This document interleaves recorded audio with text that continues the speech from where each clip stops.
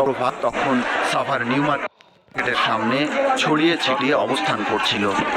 ইতিমধ্যে আন্দোলনকারীরা খবর পেয়ে যান শেখ হাসিনা পালিয়েছেন। ছবিটা বেলা 2:45টার দিকের। নিউ মার্কেটের সামনে দাঁড়িয়ে হাসি ঠাট্টা করছিলেন কাইয়ুম ও আলামিন।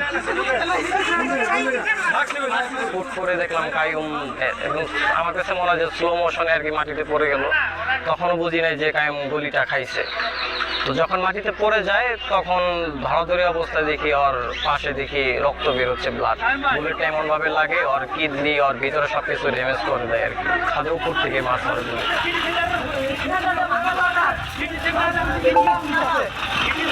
ঢাকা আরিচা মহাসড়কের এই বিভাজক কম করে হলেও 4 ফুট উঁচু, একজন প্রাপ্তবয়স্ক ব্যক্তির বুক পর্যন্ত।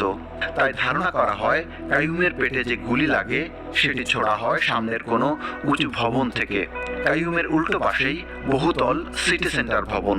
সিটি সেন্টারের উপরে যখন আর কি লোকজন দেখি লাল কাপড় পরিধান করা ছিল, যারা আমাদের দিকে তাকিয়ে ছিল, তখন আর কি সিটি সেন্টারের যে গ্লাস টাস যেগুলো আছে সেগুলা ভেঙে দেয় ইটা মিটা মেরে।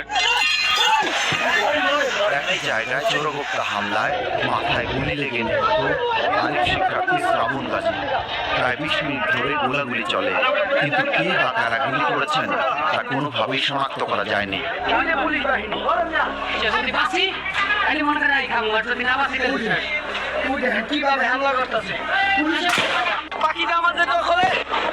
সেই সময়টায় পুলিশ অবস্থান করছিল পাকিজা ইউরোপে, রাস্তার পশ্চিম পার্শ্বে।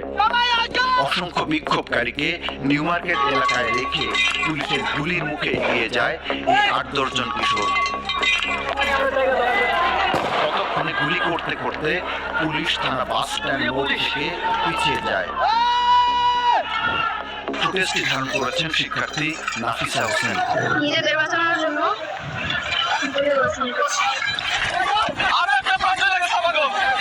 ঠিক কয়েক মিনিট পরেই গুলিবিদ্ধ নাফিসা।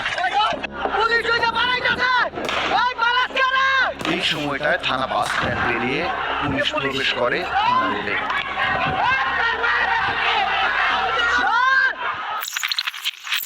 এই ফুটেজ ধারণ করা কিশোরের মাথার ঠিক কাছ দিয়ে যায় একটি বুলেট, আঘাত করে সড়ক বিভাজকে।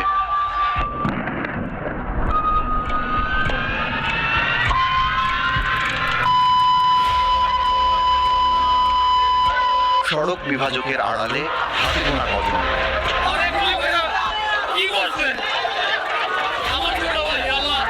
তাদেরই একজন আলিফ আহমেদ সিয়াম গুলিবিদ্ধ। তখন আইল্যান্ডের ওখানে মাথাটা উঁচু করে দেখতে গেছে, তখনই গুলিটা এসে ওর ডান সাইডে এখানে লাগে।